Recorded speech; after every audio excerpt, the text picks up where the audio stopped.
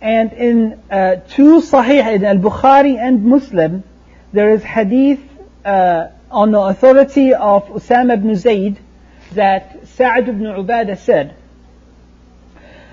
when Sa'd ibn Ubadah was talking to Rasulullah sallallahu alaihi wasallam, asking forgiveness for Abdullah ibn Ubay ibn Salul, as we will see that he was an enemy of Islam and a hypocrite and a munafiq later on. And Sa'd ibn Ubadah was asking for some leniency, and what he said in that hadith is what we will take to understand what kind of authority Abdullah ibn Ubay had before the coming of Rasulullah sallallahu alaihi wasallam. Sa'd said, Ya Rasulullah i'fu an. Rasulullah sallallahu alaihi wasallam, forgive him. Wasfah an. فَوَاللَّهِ الَّذِي أَنزَلَ عَلَيْكَ الْكِتَابِ. He's making an oath with Allah subhanahu wa ta'ala. لَقَدْ جَاءَ اللَّهُ بِالْحَقِّ الَّذِي أَنزَلَ عَلَيْكَ وَلَقَدْ اصْطَلَحَ أَهْلُ هَذِهِ الْبُحَيْرَةِ عَلَى أَنْ يُتَوِّجُوهُ فَيُعَصِّبُوهُ بِالْعِصَابَةِ. That what Sa'd was telling Rasulullah sallallahu alayhi wa sallam, that Allah subhanahu wa ta'ala has descended upon you the right book, the Quran, al-Haq, the truth. But before that, the people of the city have agreed to make Abdullah ibn Ubay the king of Medina, the master of Medina.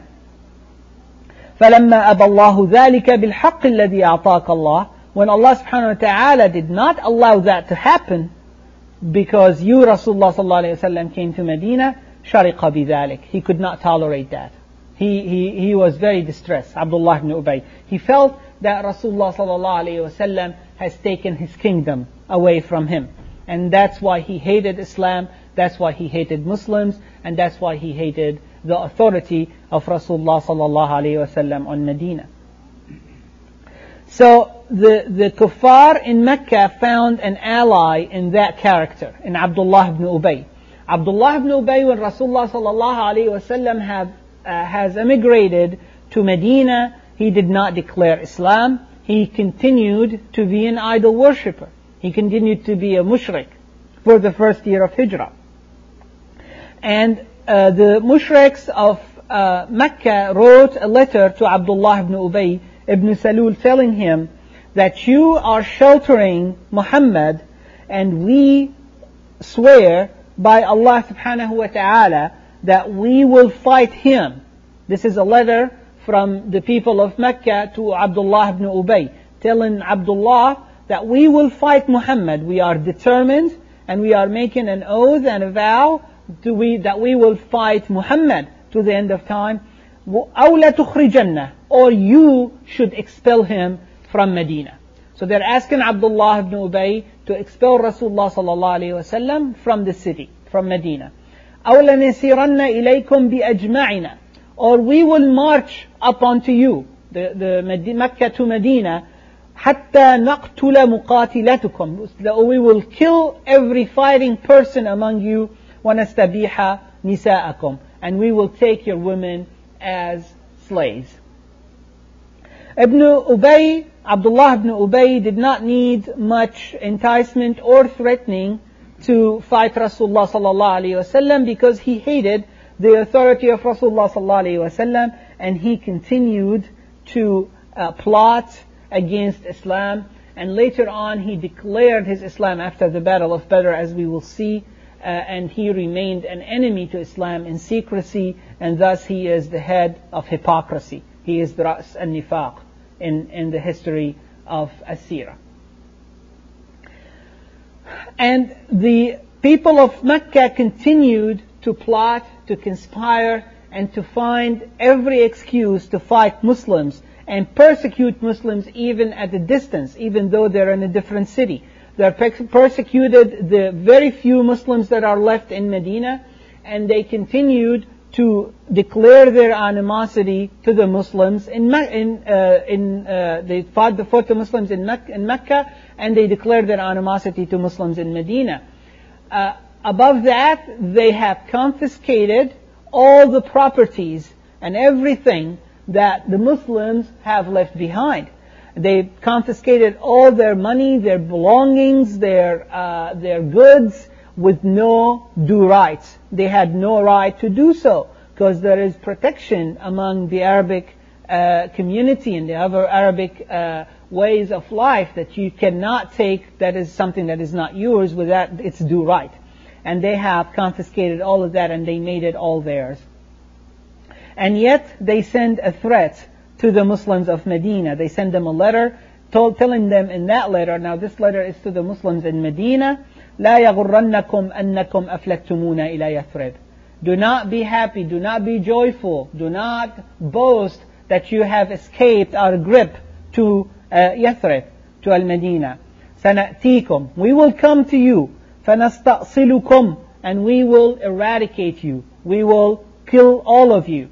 وَنُبِيدُ خَضْرَاءَكُمْ, and we will eradicate everything that is green. That means that we will bestow total destruction upon you.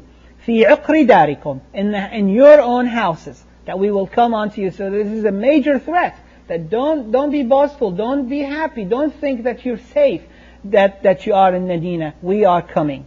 And that was the threat of the people of Quraysh. And Sahaba started to guard Rasulullah sallallahu alayhi wasallam. They were fearful for assassination against Rasulullah sallallahu alayhi wasallam. So the first time in the Islamic history, there were people around Rasulullah sallallahu alayhi wasallam guarding him, looking and watching out, fearing that those people in Mecca will send somebody to kill Rasulullah sallallahu alayhi wasallam, until Allah subhanahu wa ta'ala revealed the verse, وَاللَّهُ يَعْصِمُكَ مِنَ النَّاسِ, Allah will protect you from people. Then Sahaba had some confidence and they were less watchful, in confidence that Allah subhanahu wa ta'ala will guarantee the protection of His Prophet. And another way that Mecca continued to fight the Muslims, the Qurayshi people continued to fight Muslims in Medina, that they were fighting their allies when they come to Mecca to visit Al-Kaaba, to visit Baytullah Al-Haram. And in that there is the story that is narrated in Al-Bukhari, that Sa'd ibn Mu'adh is a man of Al-Ansar, is a master of Al-Ansar, that he came to Mecca to visit Al-Kaaba, to make tawaf around the Kaaba. And the people of Mecca knew that Sa'd ibn Mu'adh was a Muslim. And since he's a Muslim, then he is an enemy in their mind. He was a guest at the house of Umayyah ibn Khalaf. He had some trade relationship with Umayyah ibn Khalaf, and he knew who he was, so he was his guest in his house. And then he asked Umayyah to take him around the Kaaba in an hour where there is not a lot of people around, so he cannot be seen, so he can fulfill the tawaf without anybody bothering him. And so Umayyah waited until the place around the Kaaba was almost empty, there's not much traffic, not many people, and he takes Sa'd ibn Mu'adh and he goes on to the Kaaba, and they see Abu Jahl. Subhanallah, of all people, this is the man they meet. And Abu Jahl said, what is he doing here, Sa'd ibn Mu'adh? What brings him here to the Kaaba, in our own house, in Mecca? This Muslim is coming? And Umayyah said, he just came to visit Al-Kaaba. And the people that come to visit Al-Kaaba, no matter who they are safe and in the protection of the sacred Kaaba. Abu Jahl said, no, I will prevent him and I will fight him and I will take him as a prisoner. And then Sa'd faced Abu Jahl and he said, Wallahi la'in mana'tani an atufa bil bayti la'aqta'anna majjaraka bisham. If you prevent me from making my tawaf around the Kaaba, then I will cut the ways, the traffic for Mecca, the way of the caravan that is going to Asham, that is going to Syria. Then I will stop the traffic, I will stop your trade. And then they backed off. So now we know what the people of Quraysh feared the worst. They feared that their trade, that their commercial life be affected by Islam. They felt threatened commercially. They felt the pain in their wallets. And that was what was scaring them the most. And they let Sa'd do whatever he wants to do. Muslims in Medina felt that they have rights in Mecca that they left behind. And they had a lot of hard feelings. They had a lot of bitterness against those people that persecuted them, against those people that killed some of them, tortured them, and they expelled them out of their house for no sin, but they said, La ilaha illallah, Muhammad Rasulullah. Muslims in Mecca fought nobody.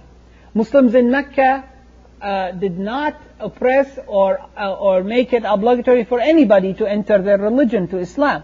They were the ones that were oppressed and wronged, and even they were prevented from talking to people visiting Medina.